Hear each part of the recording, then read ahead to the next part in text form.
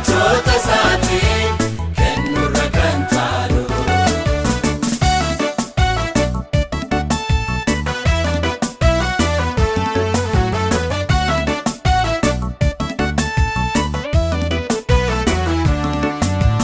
Gaararraa adeemaa coccobsaa dafqasaa alangaa jajjabaa nuuf baatee dubbisaa fedha isaatiin malee namni hin beekisifne obboloota isaatiin ofiisaan qusanne fedha isaatiin malee namni hin beekisifne obboloota isaatiin ofiisaan qusanne. Nuyi yommuu ilaallu gara fannoo isaa jaalala Yesuusiin nu yaadachiisa. Dhugumaan jiraaree jaalallee lubbuu isaa michoota isaatiin kennurra kan caalu. Dhugumaan jiraaree jaalallee lubbuu isaa michoota isaatiin kennurra kan caalu.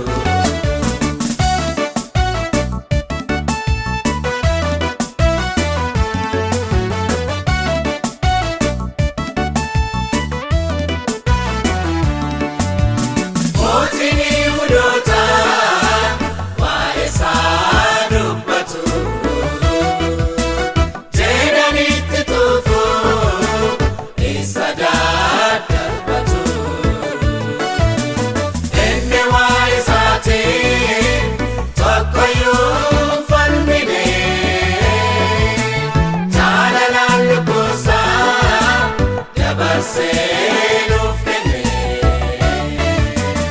Inni waa'ee isaatiin tokkoyyuu hin falmine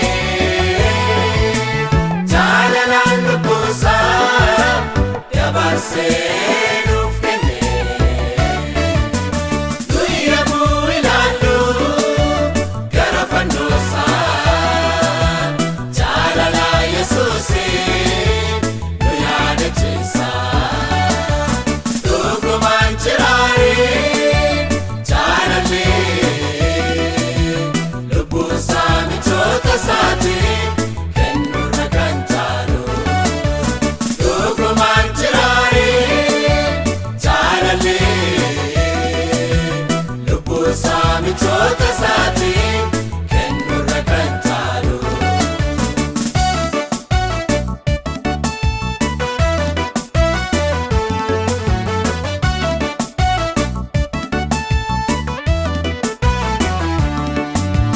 Fannoorratti ol ba'ee yakka keenya baatee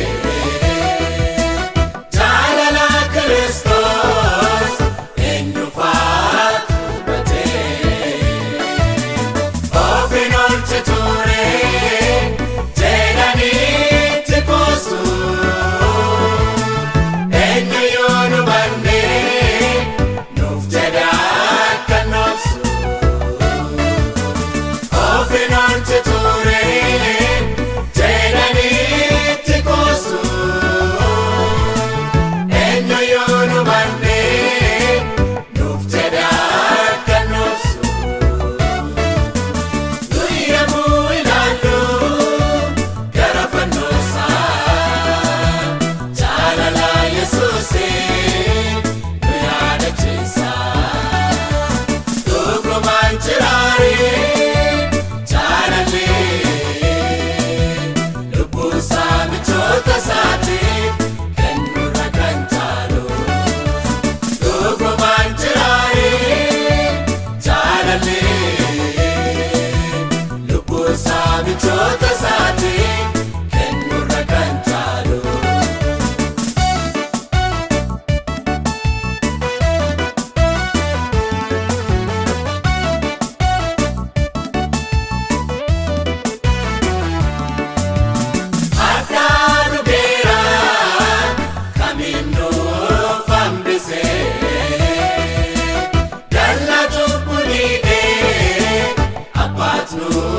araasee